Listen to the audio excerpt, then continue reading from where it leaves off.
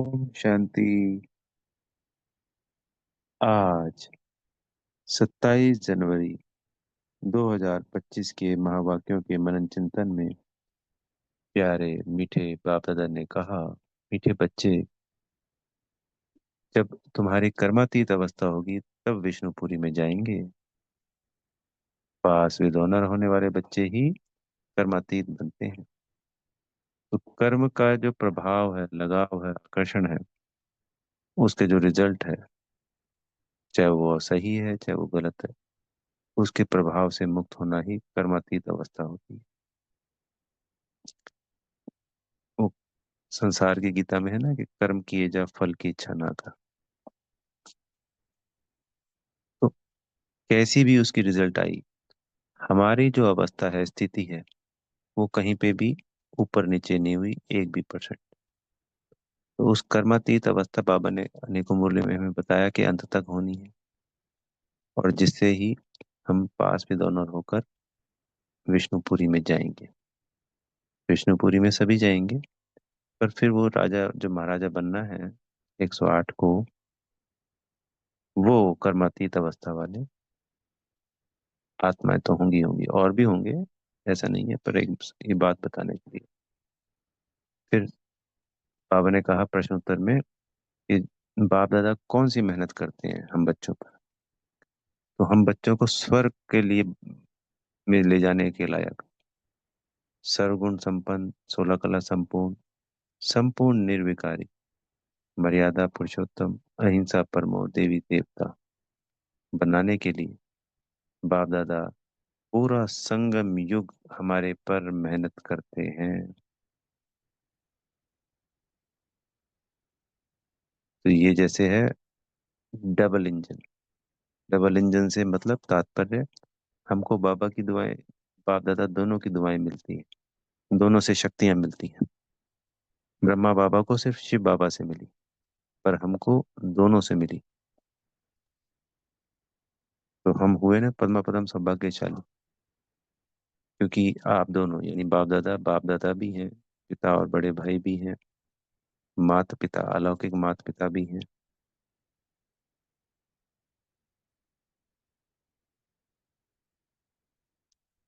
तो हमें double engine से सर्व शक्तियां ले करके सर्वगुण संपन्न, 16 कला संपूर्ण बनना ही है।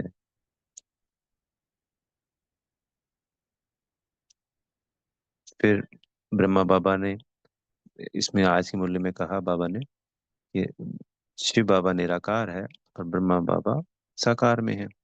ब्रह्मा बाबा हमारी पहले तो उस मुरली के समय तक तो साकार में थे, फिर बाद में अव्यक्त बाप दादा द्वारा हमारी पालना हो रही है। तो पूरा ही पुरुषोत्तम संगम युग, पहले दिन से लेके अंत तक, बाप दादा दोनों ही हम बच्चों के ऊपर मेहनत करते हैं। तो हमें भी उस मेहनत का रिजल्ट देना है, और लगन लगाकर बाबा की श्रीमत को, बाप दादा की श्रीमत को पूरा पूरा फॉलो करना है। फिर आज गीत के ऊपर बचपन के दिन भुला ना देना, इस पे समझाने दी। तो बाबा ने कहा कि कोई और देखेगा समझेगा, कहेंगे कि ये कैसे नाटक के गीतों पे समझाते हैं। और जगह तो शास्त्रों पे और वेद शास्त्रों को, इन पे पुराणों पे समझाया जाता है, और यहाँ पे गीतों पे समझाया जाता है। बेसिक बात है, एक कोई टॉपिक दिया जाता है और उस टॉपिक के ऊपर फिर समझानी शुरू होती है। तो ये भक्ति के गीत हैं जिनके ऊपर बाबा ने हमें मुरलियों पे समझानी दी कि संसार की आत्माएं कैसे गलत फहमी में है, और क्या राइट है और क्या रॉन्ग है। क्योंकि सब कुछ भक्ति में गलत कर दिया गया, रॉन्ग कर दिया गया, उसी को सही करते हैं बाबा इस ज्ञान के आधार।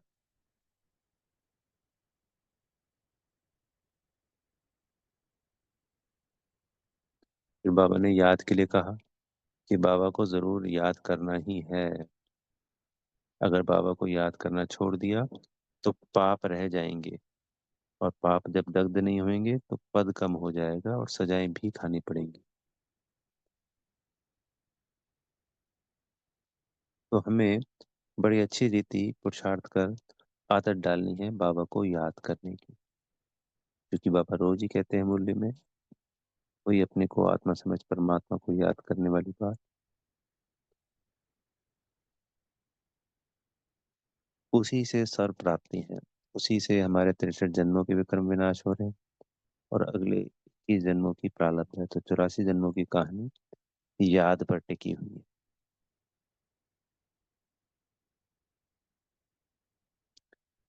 बाबा ने कहा कि याद कैसे करना है। जैसे सगाई होती है तो सगाई के बाद हमेशा उनकी याद रहती है, ऐसे ही सहजता से हमारी सगाई, उस वक्त अंगूठी भी पहनाई जाती थी बच्चों को बाप दादा की तरफ से।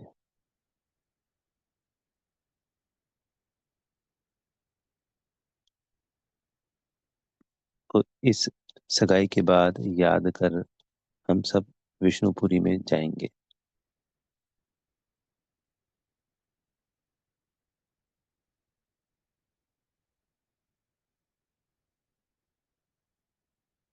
इसी याद से हम कौड़ी से हीरे, पतित से पावन बनते हैं। फिर बाबा ने आज माला के बारे में बताया कि माला, जो भक्त माला है, उसमें सबसे ऊपर फूल जो होता है वो है शिव बाबा। उसके बाद दो दाने होते हैं, वो है लक्ष्मी नारायण प्रवृत्ति मार्ग, और फिर है पूरी माला के दाने। तो यही 108 माला के दाने सत्युग के महाराजा महारानी बनते हैं। तो बाबा ने कहा कि यही रुद्रमाला सो विष्णु माला कहलाती है। तो यहाँ पे हम निराकारी आत्माएं जब संपूर्ण अवस्था को प्राप्त कर लेती हैं और 108 बनते हैं, वो रुद्रमाला शिव बाबा के गले का हार बनते हैं। फिर इसके बाद यही 108 वहाँ 54 जोड़ों के रूप में विश्व की बादशाही लेते हैं लक्ष्मी नारायण के रूप में। तो उनको, लक्ष्मी नारायण के कंबाइंड रूप को विष्णु कहा जाता है, तो इसलिए वो विष्णु की माला कहलाई। तो ये सारी की सारी बातें भक्ति के अंदर कोई नहीं जानता, सिर्फ और सिर्फ बाबा ही आकर हम बच्चों को क्लियर करते हैं। भक्ति के अंदर हर बात हमारा ही यादगार है, पर वो सब इनकरेक्ट है, गलत। उसी को राइट किया जाता है। इसलिए बाबा हमें रोज एक भक्ति के टॉपिक पे तो जरूर समझाते ही समझाते हैं, ताकि हम इसको ढंग से समझें।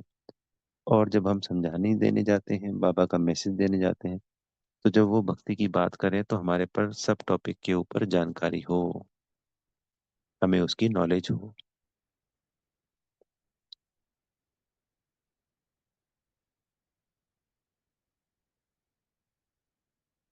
बाबा ने क्लियर किया कि वो सन्यासी तो कहते हैं कि कण कण में भगवान है, जिधर देखो तुम ही तुम हो, आत्मा निर्लेप है।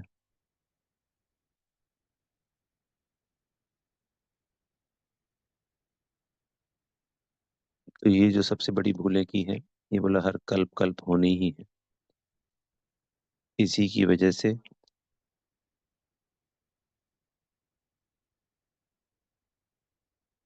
हम जो पतित बने और जो इस दुर्गति को प्राप्त हुए,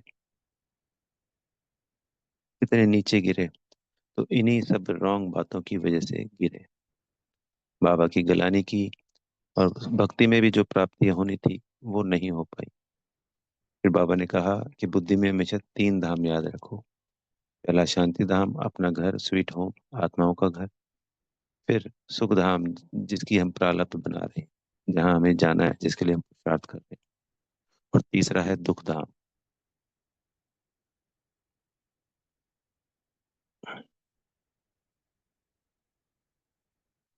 तो बाबा दुख धाम स्थापन नहीं करते, बाबा सुख धाम स्थापन करते हैं। तो ये हार जीत का जो खेल बना हुआ है, तो यहाँ हमारी जीत होती है पुरुषोत्तम संगम युग पे, क्योंकि हमारा साथी ऑलमाइटी अथॉरिटी स्वयं बाबा है। और फिर जब द्वापर में आते हैं तो हमारी रावण से हार होती है। और इस जीत के बाद, जीत के लिए ट्रॉफी मिलती है ना जी, प्राइज मिलता है। तो हमारा प्राइज क्या मिलता है? सुखधाम, सतयुग। फिर बाबा ने एक और पॉइंट कहा जो रोज कह रहे हैं आजकल, क्योंकि शिवरात्रि आने वाली है, हमें खुद भी पावन बनना है और औरों को भी पावन बनाने की सेवा करनी है। संसार की प्रत्येक आत्मा तक बाबा के आने का मैसेज पहुंचाना ही पहुंचाना है। तो जितना हो सके बाबा का राइट हैंड सपूत बच्चा बनकर वारिस बच्चा बनना है। फिर बाबा ने कहा कि जैसे कल की मुरली में समझाया कि तीन संबंध एक ही पिता के साथ है। तीन सितारे दिए थे ना हमको, उनमें से एक सितारे में था कि सर संबंध एक के साथ। तो बाप, टीचर, सतगुरु एक शिव बाबा ही है। यही इकलौता संबंध है जिसमें हम एक ही बिंदी को याद करते हैं तीनों संबंधों से।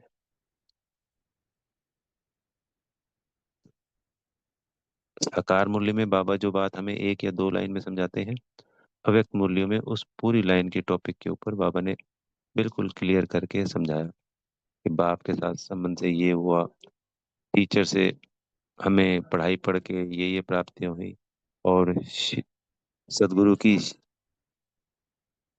श्रीमत पे हम चलते हैं।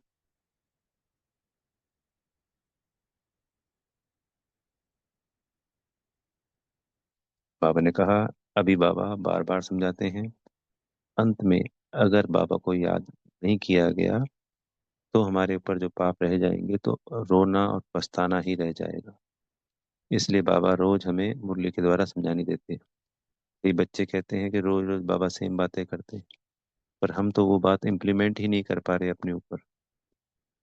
अगर हम सभी बच्चे ये बातों को धारण कर लें, बाबा फिर दूसरी बात बताएंगे, पर हम अभी तक भी उन बातों को धारण नहीं किया है।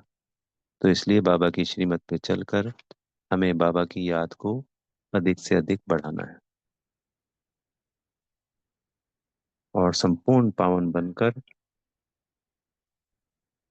उस सत्युग का पूरा पूरा वर्षा लेना है। फिर बाबा ने कहा कि तीन पैर पृथ्वी से आपको ये हॉस्पिटल कम यूनिवर्सिटी खोलनी है। तीन पैर पृथ्वी का तात्पर्य एक कमरा अगर हमारे पास है और हम समर्थ है तो तन मन धन तीनों इस सेवा में लगाने हैं और अपनी प्रारब्ध ऊंची से ऊंची बनानी।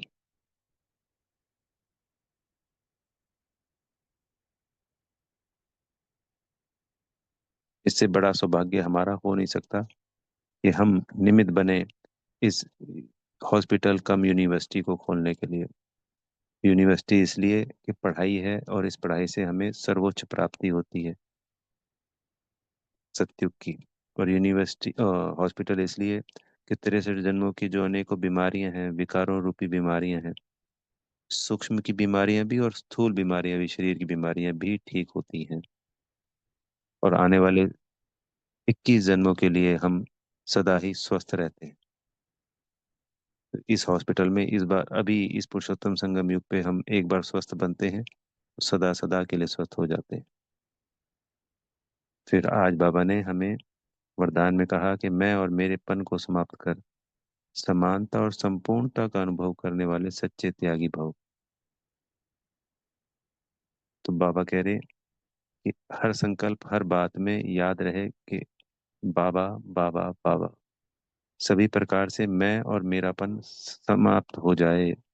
मेरा स्वभाव, मेरे संस्कार, मेरी नेचर, मेरा काम, मेरी ड्यूटी, मेरा नाम, मेरी शान, ये मैं और मैंपन, मेरापन समाप्त हो जाए, क्योंकि यह विकारों की सबसे सूक्ष्म कड़ी है। सूक्ष्म में काम, क्रोध, लोभ, मोह, अहंकार सब कुछ आता है, पर यह मैं और मेरेपन का त्याग ही सबसे बड़े से बड़ा सूक्ष्म त्याग है। तो इस मैंपन को, के अश्व को, इस घोड़े को, मैंपन के घोड़े को इस अश्वमेध यज्ञ में सुहा कर देंगे, तब अंतिम आहुति पड़ेगी और तब हमारे विजय के नगाड़े बजेंगे। ये हमें वरदान मिला है, इसको दिन में कई बार, अनेकों बार हमें अपने ऊपर समाना है और इसका स्वरूप बनना है। फिर से लोगों ने बहुत अच्छा सुंदर बाबा ने कहा कि हाजी का सहयोग का हाथ बढ़ाना है और दुआओं की माला का पहनना है। तो बाबा हमको कोई भी श्रीमत देते हैं तो उसमें सिर्फ हमें हाजी करना होता है और वो सेवा करनी होती है। तो उस सेवा की प्रारब्ध तो बनती ही बनती है, पर बाबा से दुआओं की जो माला मिलती है वो पूरे कल्प हमारी सहयोगी बनती है। वो वरदान हमारे, हम वरदानी मूर्त बनते हैं उससे। तो इसलिए बाबा की हर श्रीमत पे हमें हाजी का पाठ करना है। फिर आज के मनसा पॉइंट में जो प्रकाश देने वाली है, जब हमारी हमेशा एक रस स्थिति में हम स्थित होंगे, तो उसके लिए क्या करना है? बाबा ने कहा व्यर्थ संकल्पों को शुद्ध संकल्प में परिवर्तन करना है। तो माया द्वारा आने वाले अनेक प्रकार के विघ्नों को ईश्वरीय लगन से समाप्त करना है। एक बाप दूसरा न कोई, इस पाठ से एकाग्रता की शक्ति को बढ़ाना है। तो आज पूरे दिन हमें अनेकों बार मेरा तो एक बाबा दूसरा न कोई, और एक किसी संकल्प पे हमें कम से कम 15 मिनट तो टिकना ही चाहिए, चाहे हम सुमान करते हैं। जैसे आज बाबा ने कहा कि एक बाप दूसरा न कोई, इस लगन के साथ, ईश्वरी लगन के साथ। तो इसको दिन में हमें अनेकों बार करना है, पर जब हम एक बार करें तो लगभग 15 मिनट तो करें ही करें, उसको कोई दूसरा थॉट आने ना दें। अगर आते हैं तो उनके ऊपर रुकना नहीं है, उन पर कंसंट्रेट नहीं करना है, उनको निकलते जाने देना है। तो एक बार ऐसा आएगा समय, सब खाली हो जाएंगे, निकल जाएंगे, और हमारा फोकस सिर्फ एक पे ही रहेगा, मेरा तो एक बाबा दूसरा न कोई। अच्छा। ओम शांति। बेहद का धन्यवाद मेरे प्यारे मीठे बाप दादाजी का, प्यारे माता पिता जी का, और आप सभी आत्मा भाइयों का। और बेहद की शुभकामनाएं दिल से कि सदा मेरा एक बाबा दूसरा न कोई इस ईश्वरीय लगन से अपनी सर्वोच्च स्थिति द्वारा सर्वोच्च पद प्राप्त करे और बेहद के कल्याण के निमित्त बने। बेहद की शुभकामनाएं। ओम शांति।